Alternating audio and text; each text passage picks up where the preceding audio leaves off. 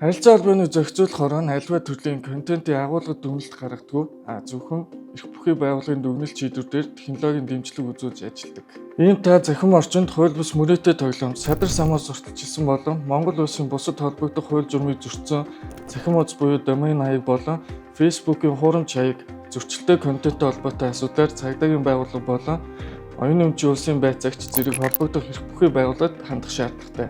Эрх бүхий байгууллагаас ирүүлсэн дүгнэлт шийдвэрийн дагуу харилцаа холбооны зохицуулахаар нь тухайн зөрчилтэй домен хаягт шаардлагатай технологийн арга хэмжээг авахаас гадна Facebook-тэй холбоотой зөрчлийг ногоон сүгээр дамжуулан Meta компанид хүргүүлж шийдвэрлүүлдэг болно. 2025 оны байдлаар эрх бүхий байгууллагын дүгнэлт шийдвэрийн дагуу нийт 7800 гаруй захим хуудасны Монгол улсаас хандах хандлтыг хязгаарласан байна. Үүнээс 80 гаруй хувийг хууль бус захим мөрөөдтэй тоглоомын үйл ажиллагаа явуулсан захим хуудас эзэлж байна. Мөн 2024 онд нийт 967 хүсэлтээр 5502 контент устгуулах хүсэлт метод явуулснаас 3722 контентыг устгасан.